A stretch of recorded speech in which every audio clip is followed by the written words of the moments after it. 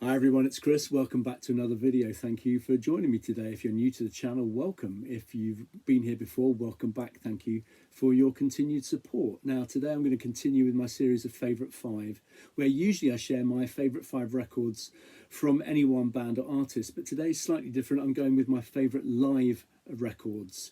So in 4 categories: live albums, underappreciated live albums, live tracks and live singles. So let's start with the singles. At number 5, Roll Over Lay Down by Status Quo, recorded in 75 in Southend at the Kursaal, I think. It's an absolutely brilliant song. The studio version of that, I think, was on Hello, but I love the live version. That's at number 5. At number 4, Rosalie by Thin Lizzy, a Bob Seger cover, but the B-side is brilliant. It's an encore called Me and the Boys, or Me and the Boys Were Wondering How You and the Girls Were Getting Home From Here Tonight.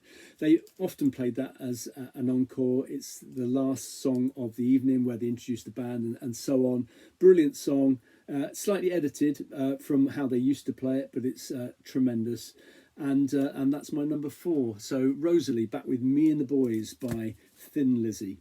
At number 3 from 79, I Want You to Want Me, from Cheap Trick, from Live at the Budokan album. And this is just an absolutely classic single. The live version is so much better than the studio version. I love the way the crowd interact with it, and they do the echo that's on the studio, but they shout out the echo, crying, crying, crying. It's brilliant. Clock Strikes 10 is the B-side, which is a good heavy number. It's great. At number 2, my favourite band, bought this in 77. I did have this track already on 24 Karat Purple, but it's Black Knight, the live version of it, from the new Live and Rare EP on purple vinyl. Came out in 77 with a couple of an unreleased song and a B-side, When a Blind Man Cries, which is classic. Painted Horses are kind of left over from Who Do We Think We Are. But I love that song. Black Knight, this version of it was one of the encores from the Made in Japan concerts, and I just think it's an absolute classic. For me, it's probably the definitive version of Black Knight. That's maybe a nostalgic thing, but that's how I feel about it. And at number 1 is Kill the King by Rainbow, which at the time was a non-album track, and they used to open their shows with it, did it for a couple of years. It's an absolutely brilliant song, really heavy. The drumming and the guitar work on it is sensational.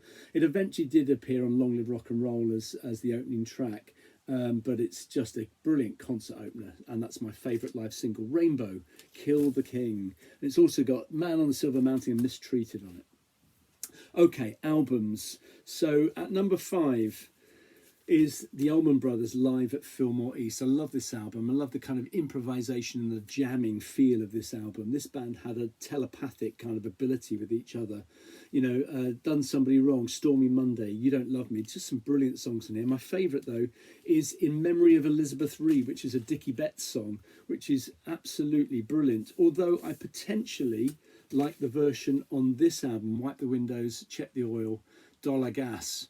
I potentially like the version on here more than the Fillmore version. This obviously doesn't have Duane Allman. This is from 73 or whenever this was recorded. So it's just Dickie Betts playing on it. And it's more jazzy, but it's absolutely brilliant.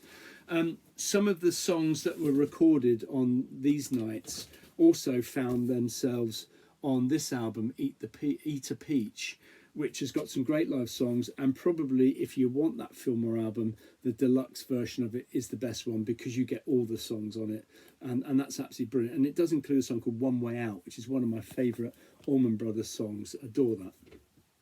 Okay, at number 4, Strangers in the Night by UFO. They were a brilliant live band. I liked their studio output a lot, actually, but live they were just tremendous, and this is like a greatest hits.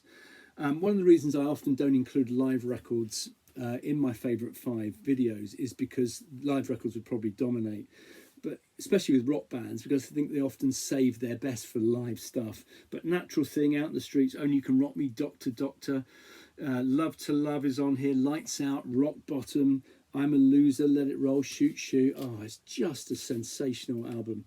Brilliantly produced. I love Michael Schenker's guitar tone, and he is amazing on this album. There's a version on here of Rock Bottom which is tremendous, but if you check out a 74 version recorded by the BBC, it's on Spotify, and it has Michael Schenker playing guitar on it. It also has Paul Chapman playing guitar, who was a touring a member of the band at that point. He later replaced Michael Schenker, but he plays the kind of rhythm and some of the lead guitar on that version. So 1974 Rock Bottom BBC on Spotify is potentially a better version than Rock Bottom on here, but this is just a brilliant live album. At number 3, Live and Dangerous. Mentioned this a minute ago with Rosalie. This is just, again, another best of. I know people often say, oh, it's been a bit tinkered in the studio, but if you listen to the bootlegs from this era, I don't know how much tinkering actually went on. I really don't. But Jailbreak, Emerald, Massacre, Cowboy Song, Boys Are Back in Town, Don't Believe a Word, Warrior, Are You Ready, Suicide. Oh my God, it's just a brilliant album. It sounds good. The band are on top form. And as I said, if you listen to all the bootlegs of it, and there's some real amazingly, well, quite expensive, but probably hard to find now, deluxe versions of this with all the concerts from these tracks were taken from. I don't know if it has been tinkered with that much. It's just brilliant. Number 2 is a slightly flawed album, but I adore this album, and I always have. I bought it in 1978. Having just seen the band live, and it's On Your Feet or On Your Knees by Blue Oyster Cult, which has got kind of a slightly kind of eerie looking cover, I always think. This is a brilliant album. It is slightly flawed, so Born to be Wild, Maserati GT, some covers, I don't know if they really need to be on there, because it does miss out Stairway to the Stars, it does miss out Astronomy, you know, Maniacon, MC, it misses out that. I think if they had been on there, this would have been even stronger. But the Subhuman, brilliant. Hot Rails to Hell, Harvester of Eyes, Last Days of May is just brilliant. There are some versions of Last Day of May on bootlegs, which is much longer and they're better, but that's a tremendous version anyway. Cities on Flame, ME262, you know, Seven Screaming Dizbusters. Oh, it's just an amazing album. I love it. And that's my second favourite live album. And if you watch this channel regularly, you know what's coming in terms of the favourite live album, and it's made in Japan. I don't think it can be any other. This for me is one of the best produced live albums of all time. And the most amazing thing about it is there are no overdubs. It's not cleaned up in the studio. This is as it was. Just the engineer on it, Martin Birch, what a job he did of this album. Just incredible, brilliantly recorded, and probably some of the best versions of these songs. This is Deep Purple at their very best for me. Highway Star, the best version of it ever. Child in Time, feel the same about that. Smoke on the Water, there were 3 concerts. Smoke on the Water is on here, is from one of the nights, obviously. The other 2, there were some mistakes in the other 2, so they had to choose that version of it. I don't like the Mule, if I'm honest. I just don't like drum solos. Space Trucking, good version. Lazy, I think there's a BBC version of it that's better than that actually, but Strange Kind of Woman, again there's a BBC version that's I think slightly better, but they're 2 great songs anyway. But this is a absolutely brilliant album. It's not flawless because of the drum solo, but just a brilliant album. Okay, let's go for some live tracks. Let's do live tracks now. So these are some of my favourite live tracks of all time. I'll put them into some kind of rough order, I think. At number 5, Riff Raff by AC/DC. If you've ever seen them, you ever saw them during that era, they often started with Livewire, but sometimes they did start with Riff Raff. I certainly saw them start with Riff Raff. It's just an incredibly powerful song. The riff on it is just incredible. And it's just brilliant. It opens this album. I think it opens side 2 on Power Age. It's a great studio version, but the live version of it is beyond belief. It's amazing.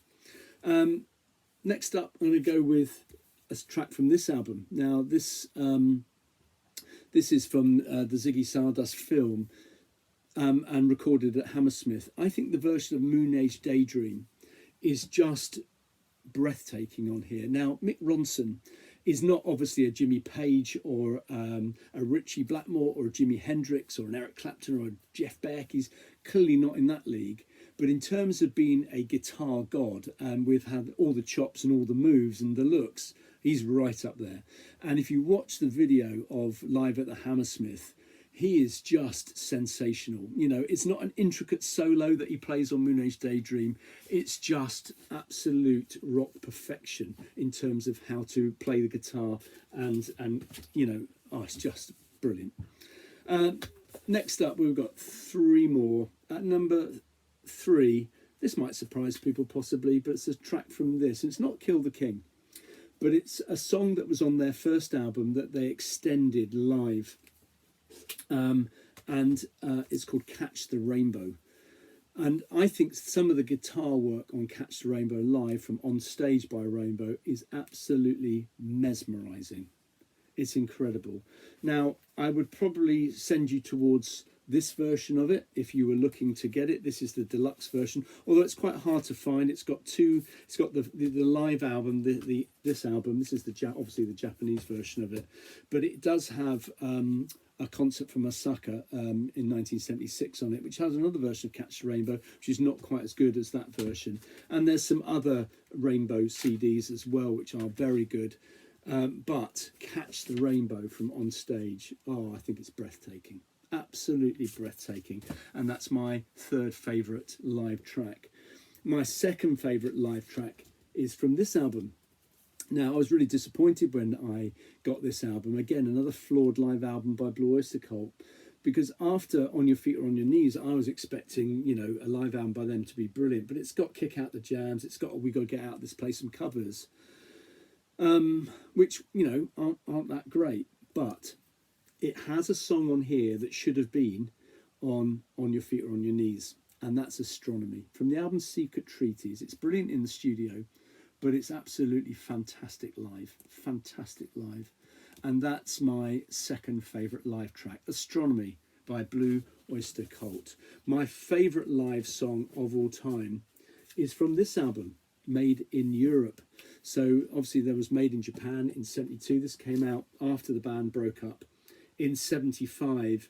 And it opens with a song which is the title track from the first album that Mark III did together. The album is called Burn. The track obviously is called Burn. It just highlights everything about this band that is brilliant. It's got both vocalists working well together on it. The drumming is off the chart. It's like a drum solo in the background. The drum from Ian Pace is just unbelievable. The riff and the soloing from Blackmore, brilliant, and of course the keyboard work as well from Jon Lord is amazing. That for me is one of my favourite Deep Purple songs, possibly, definitely in the top 3 Deep Purple songs, but I think that's the greatest live track of all time. Burn from Made in Europe by Deep Purple.